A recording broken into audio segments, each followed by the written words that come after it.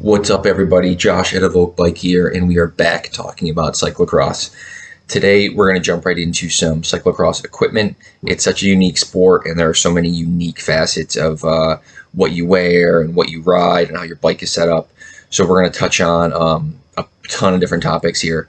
A little side note, everything I talk about is not necessary for your race. If you're new to racing, you don't need to have all these. You don't need to have a skin suit. You don't need to have. You don't even need to have mountain bike shoes or pedals. You can ride flats. But yeah, this is just to kind of get get you thinking about cross, get you thinking about the equipment, and even if you're like a seasoned veteran, maybe there's some things here you want to incorporate into your training and racing. And another thing I wanted to talk about is all of these things. You got to find out what works for you and what works for your local races. Everything I talk about is very general, and some of the things are like, hey, this is what the pros do. You don't need to be doing exactly what the pros are doing. Find what works for you, experiment, get out there, practice. And I broke down, like, if you are new to cross and your necessities for getting into it for equipment would be a helmet and a bike, probably a CX bike.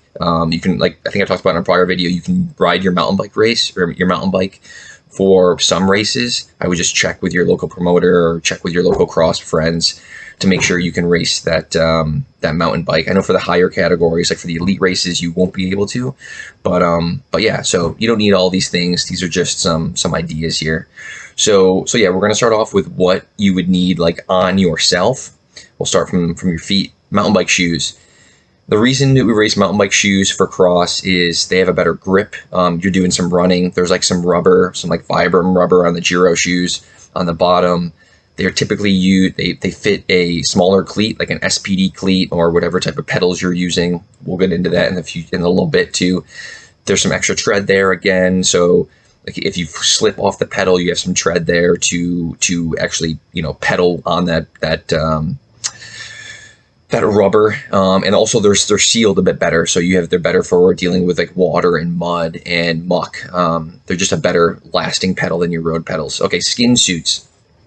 The reason skin suits are used, I think there's I guess a couple reasons here, but specifically there's like less loose material there to get snagged on like your handlebars or your saddle, like you're jumping on and off the bike, or maybe like a course obstacle. And they also don't have any pockets. You don't need any pockets because the races are short. They're max an hour. You're not carrying any extra bottles or gels or anything. So yeah, that's the reason for skin suits. Okay, a Garmin watch versus, or like a SRAM, or not SRAM, Wahoo watch versus a head unit. The reason that the pros wear the watches, or maybe, and you can wear a watch too, is that they're switching between bikes. They're going into the pit, so they don't want to change their head unit from one to the other. Another reason is the head unit can get knocked off. Again, like you're falling, you're crashing, you're jumping over things, you're jumping on and off the bike. So the head unit can fall off. But if you're using a head unit, which is totally fine, you can get like one of those little strings they make that'll attach it to the bars just in case it falls off. I've had it happen where in a money race, I'm running a head unit and you get to the end and the head unit's gone and then you're trying to find it in the mud. It's not fantastic. Okay, gloves. Totally personal preference. I personally like to wear gloves. I think it gives me better grip. And I also like it for the situation where if my chain drops or if I crash and like my shifter bends in or like my bars bend down, I have the gloves there to kind of just help my hands to, I don't know, hit that, make it not hurt as much, I guess. But yeah, totally personal preference. I know some people don't like to wear gloves. I think it's also when it gets cold out. I mean, cross is typically raced, in the fall and the winter, so it keeps your hands warm as well. Glasses, again, personal preference. I don't wear glasses. I don't like it with like the changing conditions, kind of like mountain bike riding where like you're in the sun, out of the sun, in the shade, out of the shade. I like to be able to see the course and make sure I know what line I'm taking for like roots or rocks or stuff like that. But again, totally personal preference.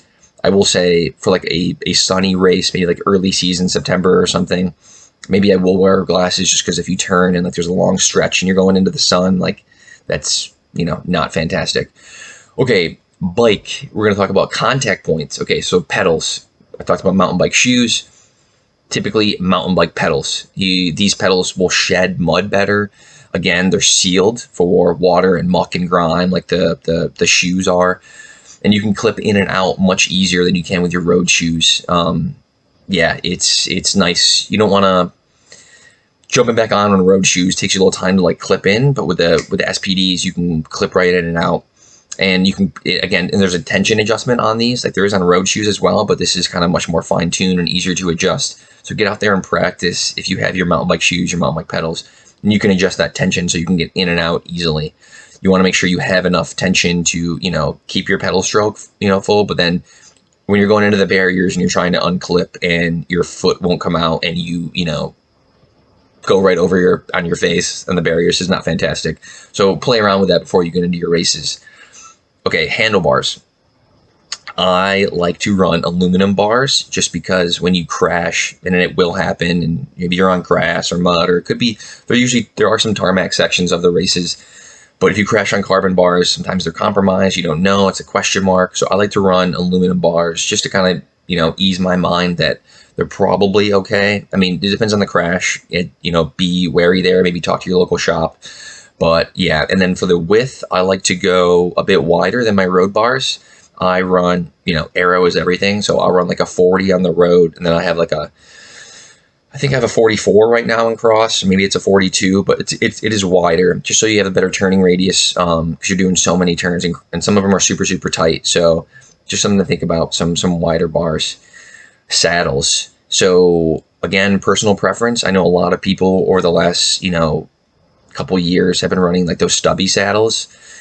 I run the same saddle on all my bikes, mountain bike, cross, road, everything. But the stubby ones, some people say they're easier for remounts. It's a bit smaller. I mean, you do have less saddle, but it's less things in the way. And I know if you're shouldering, like if you practice cross, when you shoulder the bike, sometimes your seat will hit you in the head. You're holding it on your shoulder, and with a smaller saddle, maybe that'll help with that. It won't hit you in the head. But again, totally personal preference. See what works for you. Tires. Okay, this is a huge hot topic. Okay, so I probably might get some comments on this, but tubes versus tubeless versus tubular. Okay, we're not going to go into detail on this. You could do a whole video on this.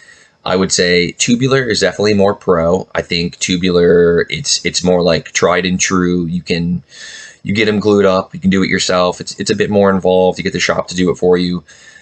You can run lower pressures. I know there is a risk of it rolling. I think that risk is maybe a bit lower than going into tubeless. I personally run tubeless. I think I like the setup. The setup is easier than doing the tubular setup. I do it all myself. You can, if you want, to switch between tires for races. You just deflate it, take the sealant, clean the sealant out, clean the rim, and put the new tire on, put the new sealant in. It's not a huge process.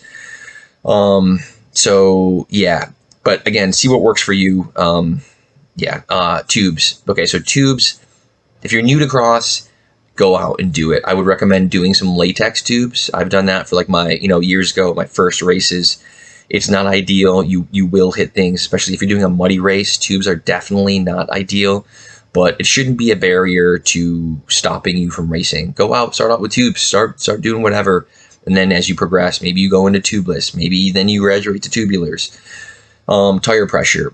I'll say if you're running tubes, you should run a bit higher tire pressure just to help with those flats. The typical range, I would say, for across tubeless, tubular, is like 15 to 30 psi. I'd stay on the higher range again for tubes. Again, totally personal preference here. It matters on like what your weight is, what the terrain is of the course. Like temperature could also be a factor there. Like sandy, muddy, maybe you're going to want to go with a little bit lower of a pressure. If it's more hard packed and it's like a fast course, you're going to want to go a little bit higher, so you can roll faster. But again, this is something you should experiment with. Go out there and mess around with different tire pressures. See what works for you. See what you like. Get used to that feeling of the lower pressures. Okay, treads. There are so many different treads, but I'm going to go with like 4 key ones here. You got your file treads, which are like fast rolling for those dry races. You got your all-condition intermediates, which is, I would say, if this is like you're new to cross, or maybe you only have one cross bike, or you just don't want to deal with changing things, going with an all-condition intermediate is probably the way to go. It's like one tire. You don't have to think about it. Just put it on your bike. Use it all season. Another tire option would be your mud tires. Again, used for mud. They clear mud a bit better. And then There are some manufacturers that do like a more serious mud tire, which is like for like those really serious mud tire conditions when it's like really wet, like the whole course is wet. Maybe you'd want to go with something that sheds even better. They're a bit heavier. The rolling resistance is not great, but again, you're not necessarily going for fast. You just want to be able to have some traction in these races. Tire size. Okay, so the UCI standard, if you're doing a UCI race, is going to be max 33. You hear stories about some guys going, smaller for maybe in mud conditions. There's like we could do a whole video on like carbon deep dish wheels and some 31 millimeter tires for mud conditions, but 33 would be the max. If this is like your first season and you're running like 38s or 35s or whatever you're running, like totally cool. Run whatever you got. I will say the larger, you're going to feel a bit better. It's like racing gravel, like the larger tires feel better. You get a bit more traction in the turns. So don't think that you have to go 33s. Maybe start off with a larger tire and then, get a bit, smaller as you go on.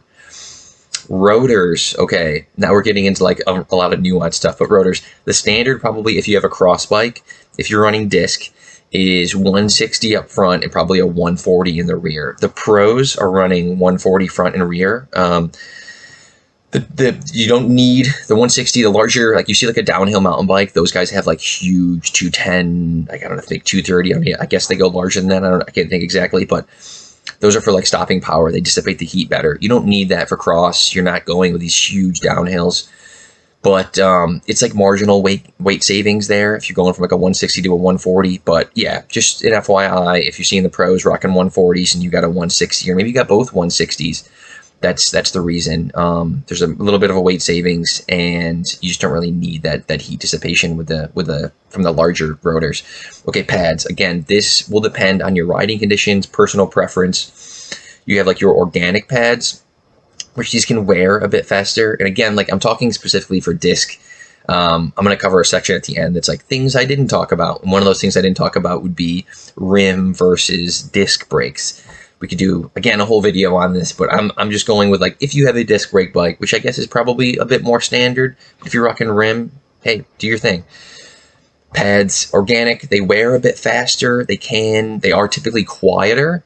So if you're in like dry conditions, say you're racing more like out west, probably you're okay with organic pads. But if you're on the East Coast, or you're going into like a wet condition race, a metallic pad, that's like what Shimano calls them, and then sintered for SRAM. They're the same thing.